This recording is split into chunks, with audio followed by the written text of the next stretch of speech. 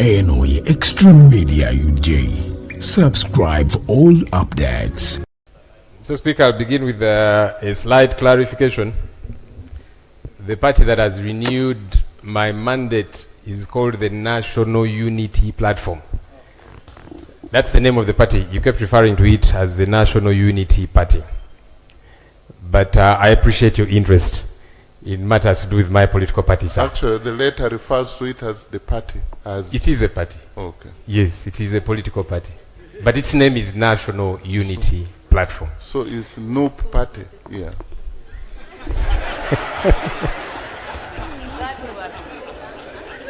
Mr. Speaker,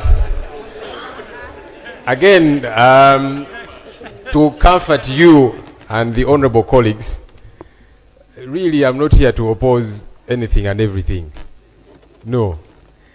My duty and the duty of colleagues on this side is to keep the government in check. That's our duty. And I invite colleagues to join us in doing this duty, doing the same, executing this mandate. Because keeping the government in check is for the good of each one of us. Honorable Speaker, I'm sure one of these days you will have a day when members will raise matters of national importance. They will tell you about the poor roads in their areas. They'll tell you about, government officials stealing money that is supposed to trickle down to their people. They'll tell you about bad hospitals. They'll tell you about all these many different things. So as we keep government in check, it's for the good of all of us. And we shall happily continue to do it. Honorable Speaker, the Vice President and the Prime Minister have been approved by this House.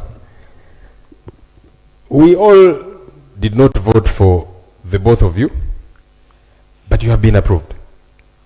And our hope is that you will serve everybody.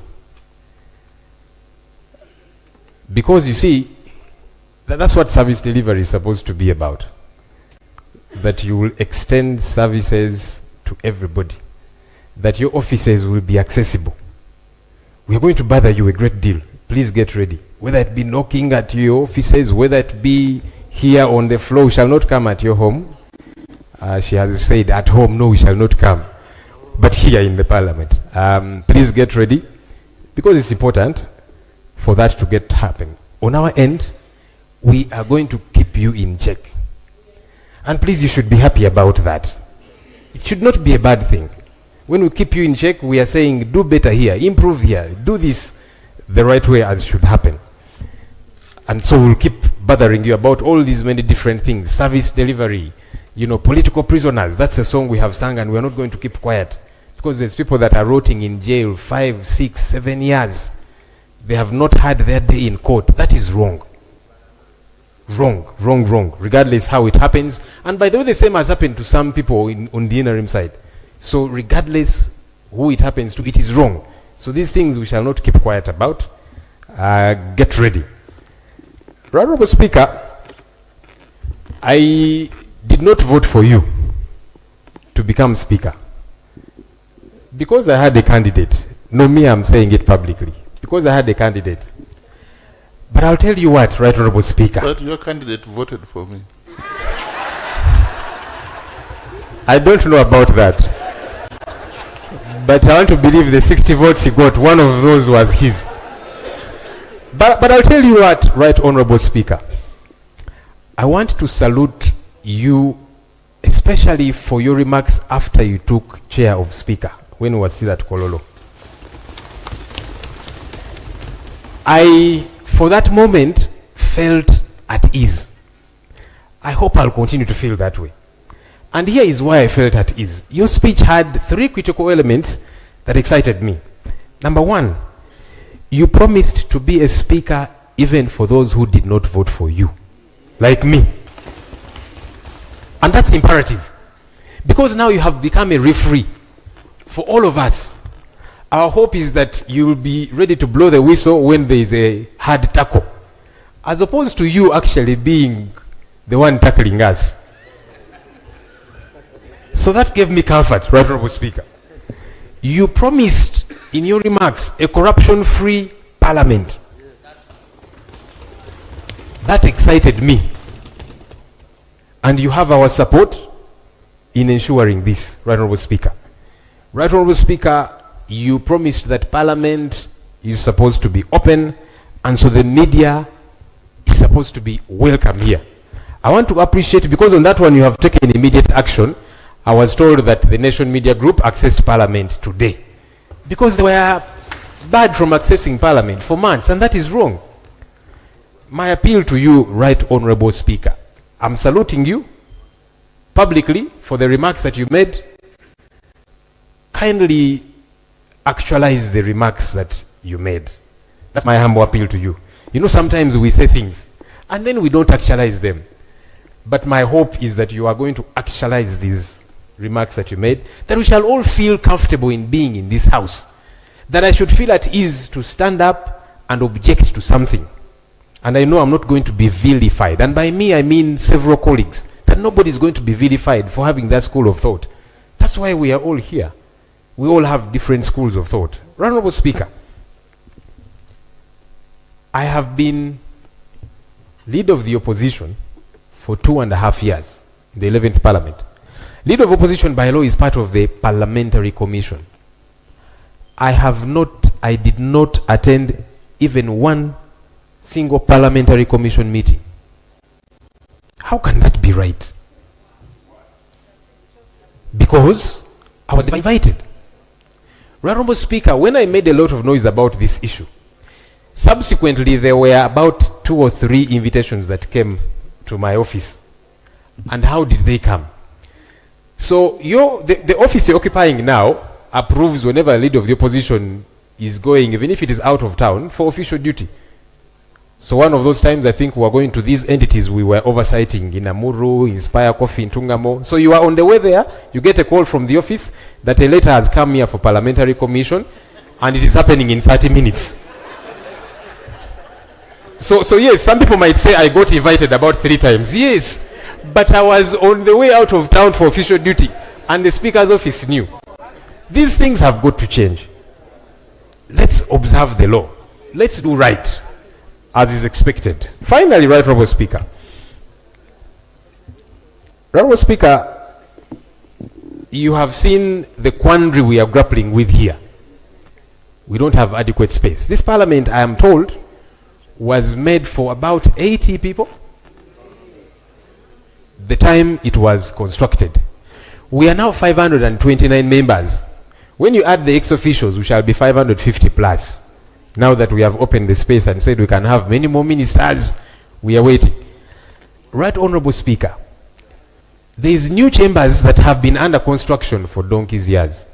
It is something that I have talked about here on the floor of Parliament. Money is appropriated for the same. What is happening? Every financial year, money is appropriated. Why has that place become a bottomless pit? Why do they not finish constructing that place so that members don't sit on their laps? Especially because money is appropriated. It would be a different thing if somebody was saying there is no money available, but money is passed here. At one time I said, look, can we stop passing this money? But the money is appropriated. Work doesn't happen. Meanwhile, Parliament spends billions of shillings to rent office space for members and staff. Why? Honourable Speaker, we are trusting you to fix these issues. I'm glad that you ably talked about them. We are looking forward to working with you. We are looking forward to all of us enjoying our space here, supporting what we feel is right to support, objecting to what we feel we should object to, and who will benefit? The people of Uganda out there. I thank you and congratulations to us all.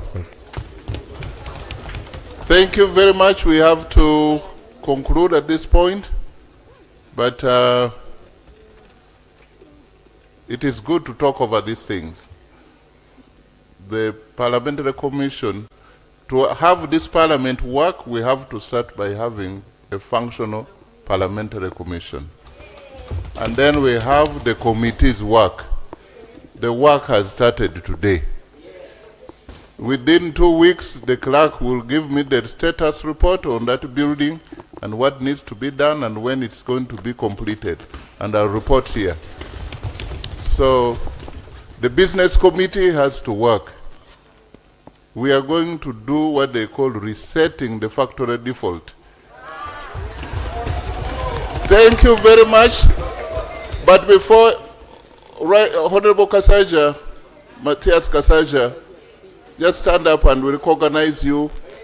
He has just made 82 years today. You will do 100. You will do 100. Happy birthday.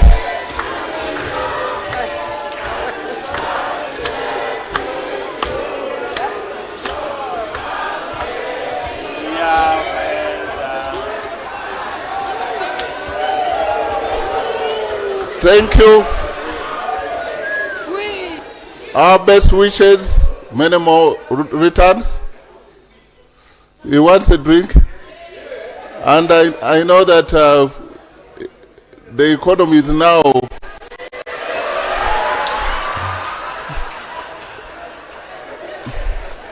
so the house is adjourned to 4th June at 4th of June at 2 p.m. at Kololo.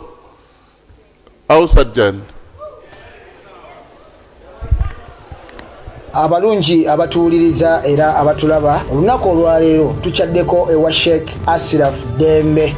Ssebo nsanyuse okubalaba. Amannya agange ye Sheikh Asiraf Dembe akola ku bizibu by'enjawulo. Omuntu singa aba alina ebirwadde musomereddwa tumuwa amazzi ga lukuya nga bw'obadde ogalaba tugenda abantu ku kyoto ne twokya emizimu emibi egibabaamu n'okulomba edduwa. Abantu singa abeera ng'ali wano atuuse sobola okumulombera edduwa ne waba atatuuse nga mpadde amannya ge naye ng'ali wala neetaase enamba yange yeeno eri 0707363711. Nammwe bannyinaffe abali ebweru oyagala okuba nti oyagala okulombera ku dduwa ng'olina ebizibu viza zibuze amaka gakolongotana sente zikola zimpita mu ngalo ojja kumpeereza ekifaananyi kyo n'amannya go ebyo byokka bijja kummala nja kukulombera edduwa ojja kutereera. Olunaku olusembayo mu mwezi mba n'edduwa ey'awamu ffenna n'abalwadde bange abakadde n'abapya. Salaamu alaikum warahmatullahi wabarakatuh.